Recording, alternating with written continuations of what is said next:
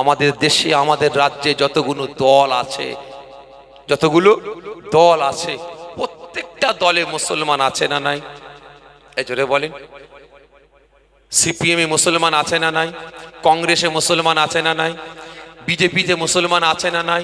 তৃণমূলে মুসলমান আছে না নাই? মিমে মুসলমান আছে না নাই? আইএসএফ এ মুসলমান আছে না নাই? এই জোরে বলেন। আছে। একে অপরে মিল আছে? এই জোরে বলেন। নাই। কত গোষ্ঠী আমাদের, একে অপরে মিল নাই, সালাম কালাম নাই, দেখা সাক্ষাৎ নাই, কথাবার্তা নাই, ঠিক না বে ঠিক? তাই প্রত্যেকের কাছে অনুরোধ করে যাব, আপনি কোন দলে যাবেন, কোন আকীদায় যাবেন, কোন মাযহাবে যাবেন, কোন দলে যাবেন, এটা আপনার ব্যক্তিগত ব্যাপার, ঠিক না বে ঠিক?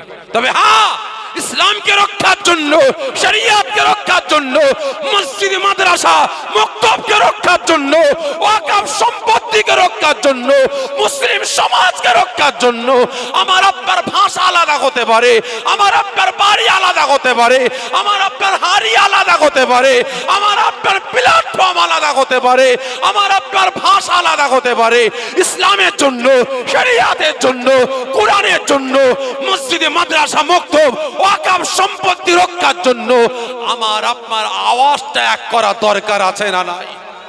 আছে না নাই? তাই প্রত্যেকের কাছে অনুরোধ করে যাব, আপনি আপনার প্ল্যাটফর্ম থেকে আওয়াজ তুলুন, আমি আমার প্ল্যাটফর্ম থেকে আমার সমাজকে বাঁচাবার জন্য আওয়াজ তুলব। কারণ আমরা যদি আওয়াজ না তুলি, গর্জন না করি, তাহলে আগামী দিন কিন্তু আমার আপনার কপালে খুবই খারাপ আছে, ঠিক না বে ঠিক? আমার আপনার নসিবে খুবই খারাপ দিন আসতে লেগেছে। তাই প্রত্যেকের কাছে অনুরোধ করব, এখনো সময় আছে, এখনো সময় আছে। এখন আওয়াজ এক করুন, কারণ এক প্ল্যাটফর্মে জীবনেও আসবে না। ফুরফুরা তবলিগ হবে,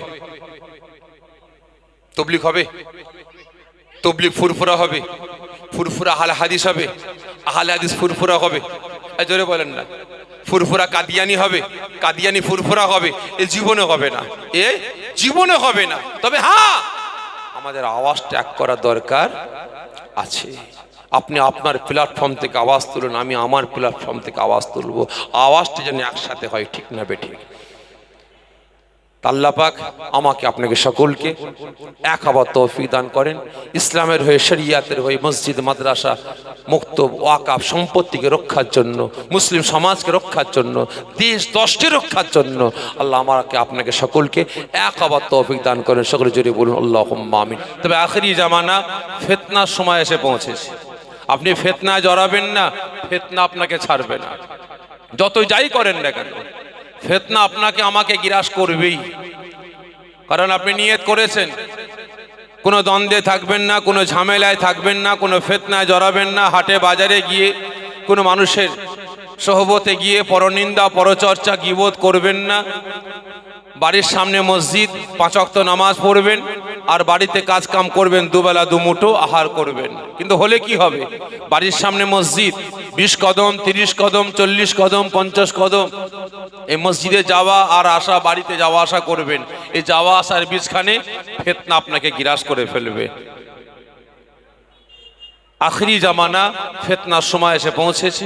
ফিতনার হাত থেকে আমাকে আপনাকে বাঁচতে হবে, এবং তার সাথে সাথে আমাকে আপনাকে খুব বুঝে সুঝে চলাফেরা করতে হবে। তো যাই হোক, অনেকে বুঝতে পারেননি, হাত তুলে ফেলেছেন। কতজন খুশি একটু হাত তুলবেন? মাশাআল্লাহ, হাত নামিয়ে দেন। আমি খুশি কিনা জিজ্ঞাসা করবেন না, ও জিজ্ঞাসা করেন চাই নাই করেন, আমি কিন্তু খুশি না। যদি বলেন কারণ, আজ এই মানুষ মারা গ্রামে আমার নওজওয়ান তরুণ যুবক ভাইয়েরা দিনের পর দিন পরিশ্রম করে, মেহনত করে, খাটাখাটনি করে দরজাওয়ানে ইসালে সওয়াব, ঈদে মিলাদুন নবী, বিলাদা শরীফ, বিশ্বনবী দিবস, রাসূল পাক সাল্লাল্লাহু আলাইহি ওয়াসাল্লাম হুজুরের স্মরণ সভা, জান্নাতের বাগান কায়েম করেছে। এখানে মুসলমানদের আগমনটা গেল কোথায় বলুন? এখানে মুসলমানদের আগমনটা গেল কোথায়? এত হাজার হাজার টাকা খরচা করে, লাখ লাখ টাকা খরচা করে জান্নাতের বাগান কায়েম করেছে। আজকে হাটে বাজারে মার্কেটে ঘুরে বেড়াচ্ছে, দোকান ঘাটে বসে গল্প গুজব করছে। কিন্তু এই মুসলমান, আপনি তো বাড়ি থেকে রওনা দিয়েছেন দোকানে মার্কেটিং করার জন্য না, আপনি তো বাড়ি থেকে রওনা দিয়েছেন মার্কেটে মার্কেটিং করার জন্য না, রাস্তায় ঘোরাঘুরি করার জন্য না, আপনি তো বাড়ি থেকে বলে এসেছেন আমি জান্নাতের বাগানে যাচ্ছি, আমি জলসায় যাচ্ছি। কিন্তু জলসায় আপনাদের জামায়াতটা গেল কোথায়? খারাপ মনে নেবেন না ভাই। আজকে এত পরিশ্রম করে মেহনত করে জান্নাতের বাগান কায়েম করেছে, আর এখানে মুসলমানদের আগমন নাই। আজকে আমি আপনি মুসলমান লাতি ঝাঁটা জুতো খাবো না তো কারা খাবে? আজকে আমি আপনি মুসলমান দিকে দিকে লাঞ্ছিত অপমানিত হব না তো কারা হবে? বিভিন্ন গ্রামে যায়, বিভিন্ন জায়গায় যায়, এলাকার কিছু নওজোয়ান তরুণ যুবক ভাইয়েরা আমাদের কাছে দুঃখ প্রকাশ করে যে ভাইজান চাকরি পরীক্ষায় বসলাম, চাকরি পরীক্ষায় পাস করলাম, কিন্তু যখন ওরাল পরীক্ষায় গেলাম মাথায় টুপি আছে, মুখে দাড়ি আছে, সুন্নতি লিবাস আছে, আমাকে পরীক্ষায় ফেল করানো হয়েছে। আর অনেক ছেলেরা বলেন ভাইজান আমার সমস্ত সার্টিফিকেট নিয়ে, আমার বায়োডাটা নিয়ে আমি বিভিন্ন ডিপার্টমেন্টে চাকরির জন্য যখন আবেদন করতে গেলাম, ওই সময় আমার নামটা যখন মোহাম্মদ দেখে, নামের আগে এমডি দেখে, ওই ফাইলটাকে সাইড করে রেখে দেয়, আমাকে চাকরিতে আমাকে বসতে দেয় না, চাকরি দেয় না। কারণ আজকে আমি আপনি মুসলমান দিকে দিকে লাঞ্ছিত অপমানিত হচ্ছে, একটাই কারণ আল্লাহ ভোলা হয়েছে, রসুল ভোলা হয়েছে, ঠিক না বেঠিক? আজকে আপনারা বলেন তো শিখ ভাইয়েরা চাকরি করে না আওয়াজ দিয়ে বলবেন। পাঞ্জাবি ভাইয়েরা চাকরি করে না? আচ্ছা পাঞ্জাবি ভাইদের মাথায় পাগড়িটা খোলে চাকরি করে? পাঞ্জাবি ভাইয়েরা শিখ ভাইয়েরা মুখে দাড়ি চেঁচে চাকরি করে? জোরে বলুন না। কিন্তু আজ সরকারি বিভিন্ন ডিপার্টমেন্টে যান, বিভিন্ন কোম্পানিতে যান, সেখানে গিয়ে দেখুন মুসলমান দাবিদার চাকরি করছে, মাথায় টুপি নাই, মুখে দাড়ি নাই, সুন্নতি লেবাস নাই, জুম্মার দিন পাশে মসজিদ নামাজ হচ্ছে, মুসলমান দাবিদার নামাজটা পড়তে যায় না। তাদের কাছে গিয়ে প্রশ্ন করুন, আপনি তো মুসলমান ঘরের ছেলে, কলেমার ঘরের ছেলে, শরিয়াত ওয়ালার ঘরের ছেলে, আপনার মাথায় টুপিটা গেল কোথায়? আপনার মুখে দাড়িটা গেল কোথায়? আপনার সুন্নতি লেবাসটা গেল কোথায়? আপনি জুম্মার নামাজটা পড়তে গেলেন না কেন? ওই সময় মুসলমান ভাইয়েরা দুঃখ প্রকাশ করে বলবে ভাই মাথায় টুপি দিলে চাকরি চলে যাবে, দাড়িটা রেখেছিলাম বলে আমাকে হুমকি দেওয়া হয়েছিল, দাড়ি না কাটলে, দাড়ি না চাঁচলে চাকরি থেকে বহিষ্কার করা হবে। ভাই আমি জুম্মার নামাজ পড়তে গিয়েছিলাম, যখন নামাজ পড়ে আসছি আমাকে বড় সাহেব ডেকে আমাকে থ্রেট দিয়েছিল, আমাকে বকাবকি করেছিল যে ডিউটি অবস্থায় কোনো নামাজ টামাজ বুঝি না, এখানে তোমাকে ডিউটি করতে হবে। খারাপ মনে নেবেন না ভাই, আজকে আমরা মুসলমান দিকে দিকে লাঞ্ছিত অপমানিত পদদলিত হচ্ছি, একটাই কারণ আল্লাহ পাকের হুকুম, রাসূলের সুন্নাত, শরিয়াতের আইন কানুন বিধান থেকে আমি আপনি দূরে সরে গেছি বলে, ঠিক না বেঠিক? আজকে এখানে জান্নাতের বাগান কায়েম করা হয়েছে, এখানে আল্লাহ পাক ডাক দিয়েছে, শরিয়াত ডাক দিয়েছে, ইসলাম ডাক দিয়েছে, কোরআন ডাক দিয়েছে, এখানে মুসলমানদের আগমনটা গেল কোথায় বলুন? মুসলমানদের আগমন গেল কোথায়? এই প্রত্যেকের দিকে দৃষ্টি আকর্ষণ করে বলবো এখনো সময় আছে, এখনো সময় আছে, দুনিয়াদারি করার অনেক সময় আছে। শান্তিতে বাঁচতে গেলে, সম্প্রীতির সঙ্গে বাঁচতে গেলে, ভালোভাবে চলাফেরা করতে গেলে আল্লাহ পাকের পক্ষে, রসুলের পক্ষে আসতে হবে। আসুন রাস্তাঘাটে ঘোরাঘুরি না করে, দুনিয়াবি আলাপ আলোচনা বন্ধ করে রিয়াজুল জান্নাত, জান্নাতের বাগানে হাজির হয়ে অশেষ সওয়াবের হকদার হন। একদেশ আল্লাহুম্মা সাল্লি আলা।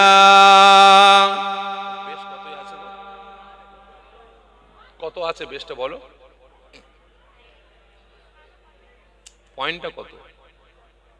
5 আছে, বেশ 2 করো, আর টোনটাকে 6 করো।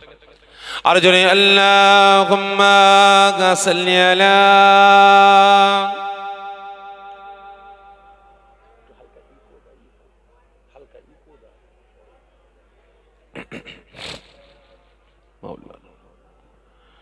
আউযু বিল্লাহি মিনাশ শাইতানির রাজীম।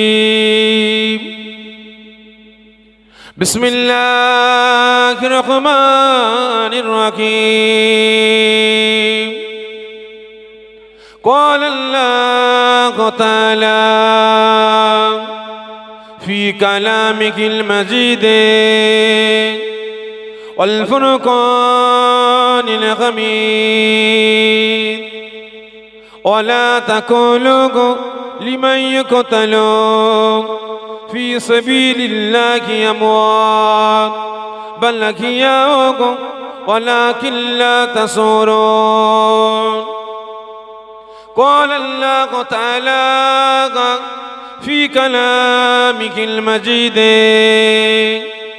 والفرقان الحميد كل نفس ذائقة الموت قال النبي صلى الله عليه وسلم من أحب سنتي فقد أحبني ومن أحبني كان معي في الجنة قال الله تعالى في كلامه المجيد والفرقان الحميد إن الله وملائكته يصلون على النبي يا أيها الذين آمنوا صلوا عليه وسلموا تسليما اللهم صل على আরেকটু কমাও টোনটাকে একটু বাড়িয়ে দাও আল্লাহ মাওলা আরো জোরে আল্লাহুম্মা সাল্লি আলা বেশ বাড়াচ্ছ নাকি হ্যাঁ তো বেশ বেড়ে যাচ্ছে তো পুরো বেশ কেটে দাও পুরো কেটে দাও তো মাইকলা কে আছে হ্যাঁ বাবু তুমি মাইকলা তাহলে তুমি তো বেশ বাড়াচ্ছ কমাতে হবে তো হয়নি দুশমন আল্লাহুম্মা সাল্লি আলা মাইকলাকে ডাক মাইকলাকে ডাকেন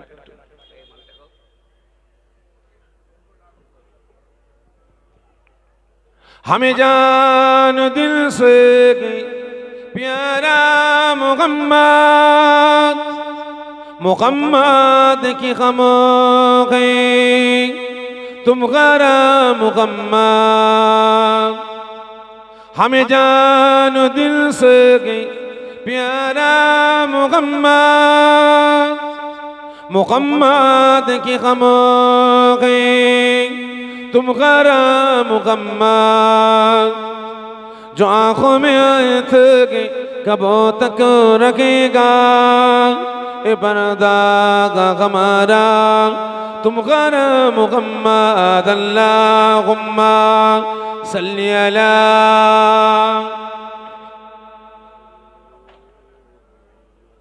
वला आले सय्यदिना पैगम्बरों करो जागा दिखा दे खुदाया दारे मुद्दत से मिला दे खुदाया पैगम्बरों करो जागा दिखा दे खुदाया दारे मुद्दत से मिला दे खुदाया शराबे मुहब्बत पिला दे खुदाया पैगम्बरों करो जा दिखा दे खुदाया अल्लाहुम्मा सल्ली अला কোথায় গেল মাইকলা আসছে ওয়ালা আলী সাইয়্যিদিনা মাওলানা হাসিবি রাব্বি জাল্লাল্লাহ সকল আমার সঙ্গে সঙ্গে উচ্চ আওয়াজে আল্লাহ পাকের হাম তারিফ প্রশংসা করুন গনাজ আমি আপনি গুনাহগার ঠিক না বেঠিক এতগুলো মুসলমান রাতের ঘুম হারাম করে মূল্যবান সময় ব্যয় করি কাজ কাম ত্যাগ করি এই রিয়াজুল জান্নাত জান্নাতের বাগানে হাজির হয়েছি কিসের স্বার্থে বলতে পারেন কিসের স্বার্থে নিজেদের সারা জীবনে জিন্দেগি সগীরা কবিরা জাহিরি বাতিনি সমস্ত গুনাহগুলিকে মাফ করার স্বার্থে, ঠিক না বেঠিক, এবং তার সাথে সাথে আল্লাহ রসুলকে খুশি রাজি করার জন্য। তবে আমার আল্লাহ পাক যে বান্দা বান্দার উপরে খুশি হয়ে যাবেন, রাজি হয়ে যাবেন, পৃথিবীর কোনো পাওয়ার কোনো ক্ষমতা তাকে আটকাতে পারবে না। তা সকলে আল্লাহ পাককে খুশি রাজি করার জন্য আল্লাহ পাকের রেজামন্দি লাভের আশায় একসাথে উচ্চ আওয়াজে আল্লাহ পাকের হাম তারিফ প্রশংসা আমার সঙ্গে সঙ্গে উচ্চ আওয়াজে করুন। হাসবি রাব্বি জাল্লাল্লাহ মা ফি কলবি গায়রুল্লাহ নূর মুহাম্মদ সাল্লাল্লাহু হক লা ইলাহা ইল্লাল্লাহ লা ইলাহা আরজু লা ইলাহা ইল্লাল্লাহ লা ইলাহা ইল্লাল্লাহ মুহাম্মাদুর রাসূলুল্লাহ আল্লাহুম্মা সাল্লি আলা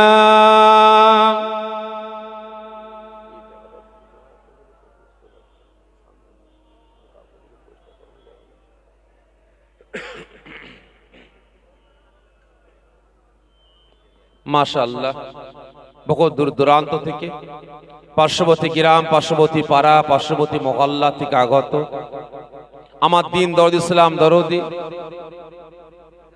নেককার পরিজগার নামাজি মুসল্লি আমার রাসূল পাক সাল্লাল্লাহু আলাইহি ওয়াসাল্লাম হুজুরের আশিক পাগল দেওয়ানা আমার বয়োজ্যেষ্ঠ আব্বা জানেরা, জওয়ান যুবকেরা, কচি বাচ্চা ভাইয়েরা, পর্দার আড়ালে অবস্থিতা আমার মা ও বোনেরা, হাজিরানে মাহফিল, আমার মানুষ মারা গ্রামবাসী, নেককার পরিজগার দিন দরদ ইসলাম দরদি নামাজি মুসল্লি আল্লাহওয়ালা বয়োজ্যেষ্ঠ আব্বা জানেরা, জওয়ান যুবকেরা, কচি বাচ্চা ভাইয়েরা, পর্দার আড়ালে অবস্থিতা আমার মা ও বোনেরা, আল্লাহ পাকের দরবারে লাখো লাখো শুকরিয়া আদা করি যে আল্লাহ পাক এই দুনিয়া জান্নাতের বাগানের খাদেম, বিশেষ করে আমার রাসূল পাক সাল্লাল্লাহু আলাইহি ওয়াসাল্লাম হুজুরের আশিক পাগল দেওয়ানাদের দিনের পর দিন পরিশ্রমের মাধ্যমে, খাটাখাটনির মাধ্যমে এই গ্রামবাসী আমার আব্বা জান, আম্মা জান, ভাই বোনদের সহযোগিতায়, আপনাদের সকলের সহযোগিতায় প্রতি বছরের নয় এবছরও তারা জওয়ানে ইসালের সওয়াব ঈদে মিলাদুন নবী, বিলাদাত শরীফ, বিশ্বনবী দিবস, রাসূল পাক সাল্লাল্লাহু আলাইহি ওয়াসাল্লাম হুজুরের স্মরণ সভা, জান্নাতের বাগান আল্লাহ পাক কায়েম করার তৌফিক দান করেছেন। এজন্য আল্লাহ পাকের দরবারে লাখো লাখো শুকরিয়া আদা করে সকলে জোরে বলেন আল্লাহুম্মা আমিন।